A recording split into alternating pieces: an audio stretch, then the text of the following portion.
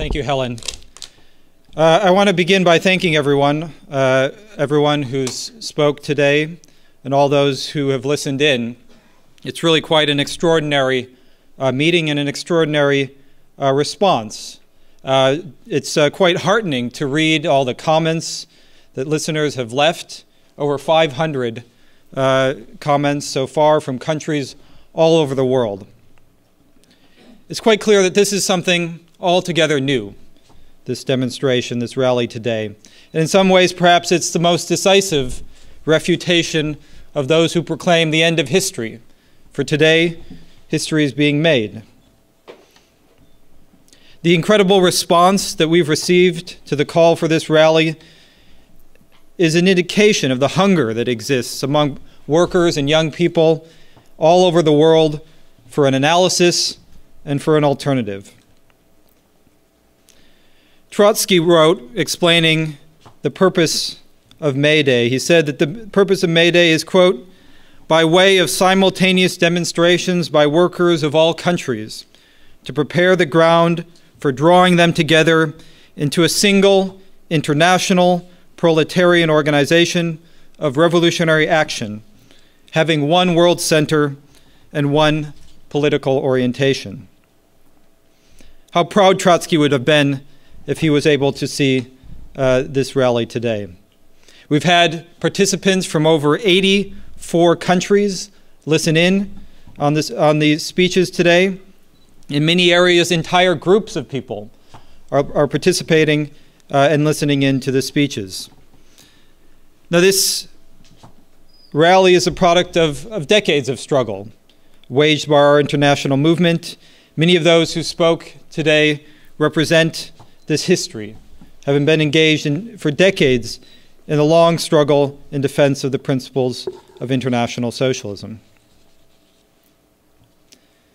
Now, in all the speeches that have been delivered today, the question of the role of American imperialism has played a central part. Whether it is in Eastern Europe, Asia, Australia, Latin America, Africa, the Middle East, the foreign policy of the United States is a significant factor. Indeed, as other speakers have mentioned, for the population of the entire world as we meet today, the danger of war looms.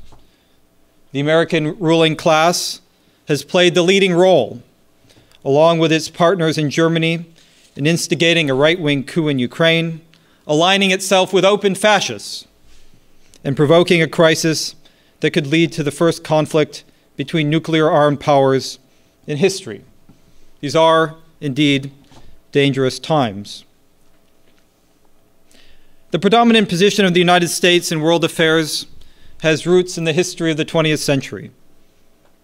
It is an unquestionable historical fact that without the intervention of American capitalism, utilizing the betrayals of the Stalinists, the entire historically bankrupt system that produced the First and Second World Wars, the barbarism of fascism and the Holocaust, would have been swept away in the wave of revolutionary upheavals that originated in Russia in 1917 and shook the entire world during the first decades of the last century.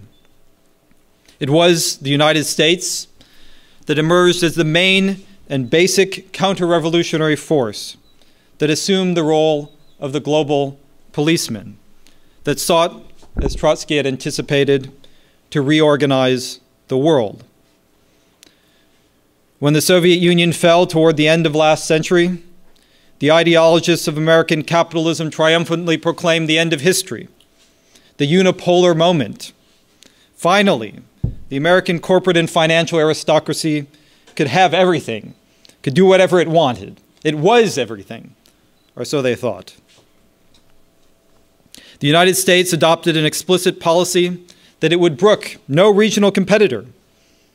For more than 2 decades, it has leveraged its unrivaled military machine to wage war in country after country, to overturn and undermine governments as it sees fit. And as the courageous actions of whistleblower Edward Snowden have revealed, it has built up a spying apparatus of immense scope, with the aim of sucking up all communications, of monitoring the political activities and relations of everyone on the face of the planet. This is their aim. Any movement that seeks to overturn present social relations worldwide must reckon with this power. Indeed, it is not uncommon for those who oppose capitalism to become overawed by the task that is posed. However, this betrays a fundamental error. American imperialism may be strong, but the contradictions of world capitalism are stronger. Contradictions that, precisely because of its global role, find their most concentrated expression within the United States itself. The apparent strength of the American ruling class indeed lies on thoroughly rotten foundations. American capitalism has been in a state of protracted decline for the past 4 decades. The United States emerged as a hegemonic world power in the first decades of the 20th century on the basis of its industrial powerhouses. The robber barons of old created massive industrial empires through their ruthless exploitation of the working class. In contrast, at the pinnacle of the United States today lies a financial aristocracy drunk on wealth amassed through speculation, parasitism, and criminality. As this economic hegemony began to decline in the 1960s and 1970s, the ruling class in this country responded by tearing up industries, laying waste to entire cities, destroying hundreds of thousands, millions of jobs. The fate of Detroit, where I speak here today, is representative of this historical transformation. A city that once had the highest per capita income in the country, the auto manufacturing capital of the world, now mired in bankruptcy, headed by a financial dictator, a stooge for the banks, destroying everything that remains. Indeed, a city that stands next to the greatest fresh water supply in the world. They're cutting off now water for thousands of residents every week. Those who are enamored of the apparent strength of American imperialism ignore its economic decline. They also miss out on what is one of the greatest revolutionary factors in the world today, the American working class. Indeed, the American working class is the sleeping giant of world politics. The financial aristocrats that run this country confront no more powerful adversary than the workers of the United States.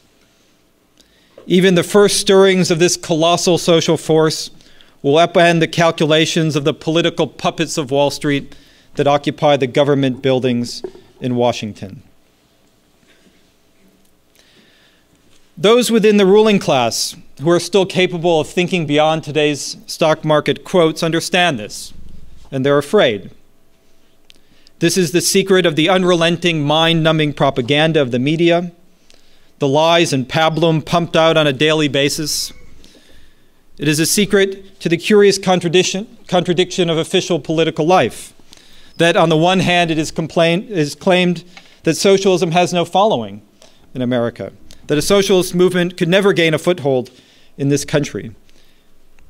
Yet on the other hand, if one judged the political scene simply on the basis of the unrelenting propaganda, one would assume that the ruling class was confronting a mass socialist movement.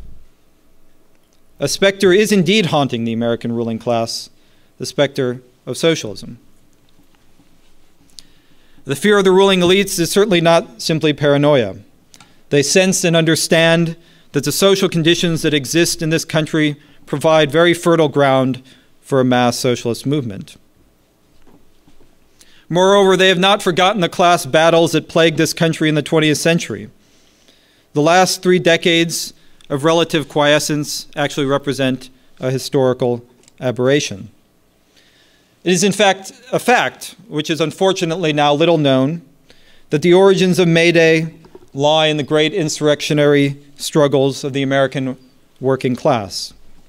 Indeed, today, May 4th, 2014, marks the 128th anniversary of the Haymarket Massacre, the bloody outcome of 3 days of working class struggle in the city of Chicago, Illinois, beginning on May 1st and centered around the fight for the 8-hour day. Several leaders of the protests that culminated in the bloody police rampage on May 4th were arrested and submitted to a drumhead trial. 6 months later, 4 of these leaders were hanged until death at Cook County Jail. Another of the accused committed suicide before his life could be taken by the state. In honor of the Haymarket martyrs, the International Socialist Workers' Congress of Paris in 1889 chose May 1st as the Day of International Working Class Solidarity. The ever-fearful American ruling class, as part of its constant effort to undermine internationalism and class consciousness, responded not soon later by making Labor Day a national holiday and placing it nearly as far away from May 1st on the calendar as possible in early September.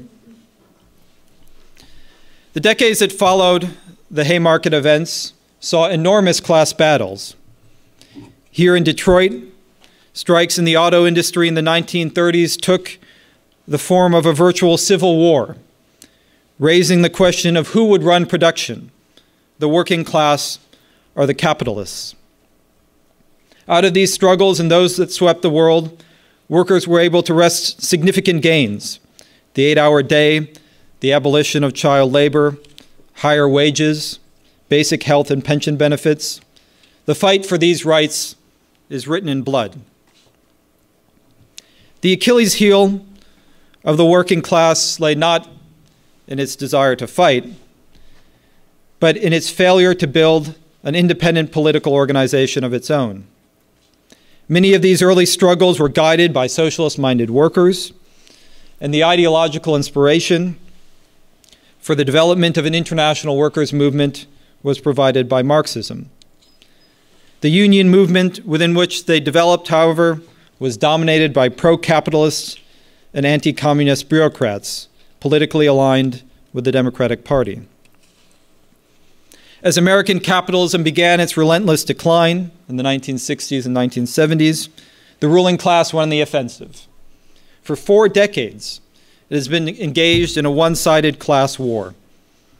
The trade unions, for their part, have turned themselves into labor policemen, the enforcers of management, run by highly paid executives who profit off the exploitation of those they claim to represent. Everything that the working class won has been taken away or is being taken away. Rights that workers had previously thought were secure have been wiped out. Decent pensions or health care benefits are almost entirely a thing of the past, as is a secure job.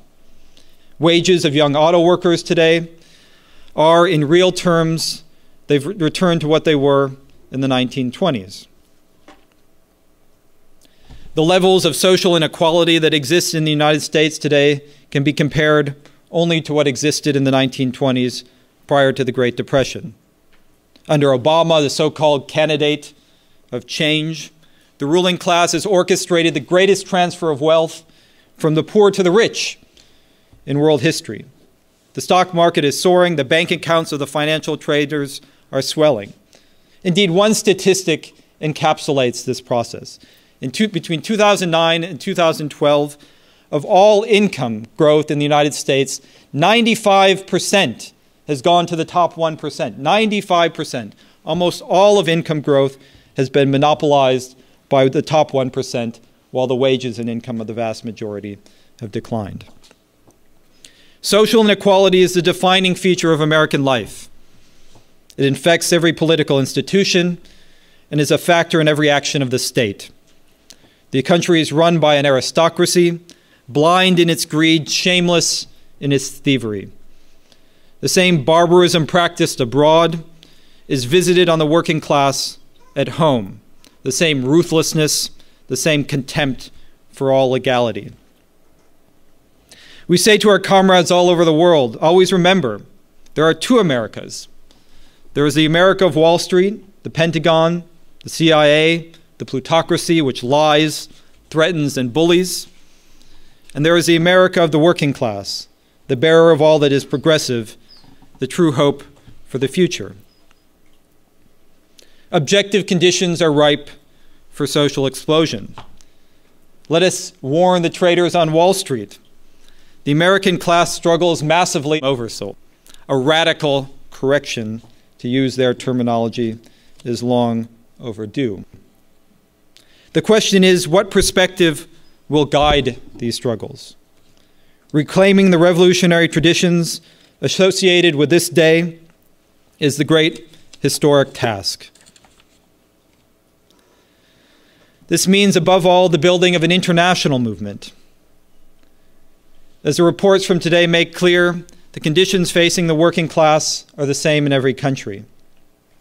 There is no solution to the crisis confronting humanity within the borders of any nation state. There is no nationalist road forward.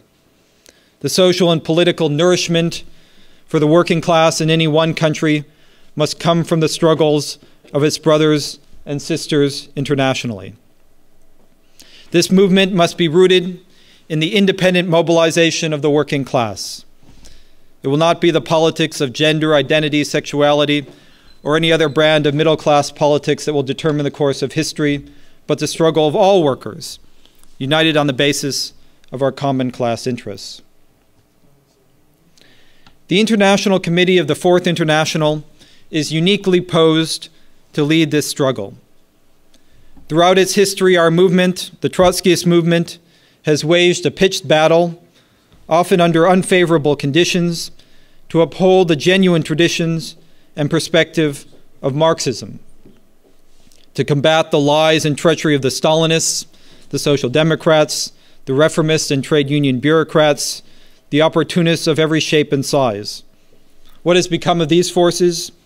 If they even exist any longer, they are historically bankrupt, spent shells, pro-capitalist agencies of the ruling class. It is these great traditions that we bring forward into the struggles of today. A powerful political movement must be constructed, an international movement that has as its aim nothing less than the abolition of the capitalist system and the full political, social, and spiritual liberation of mankind. Those participating in this rally today are the kernel of this movement. As was said in the opening report, it is not just a matter of what we say here, but of what we do.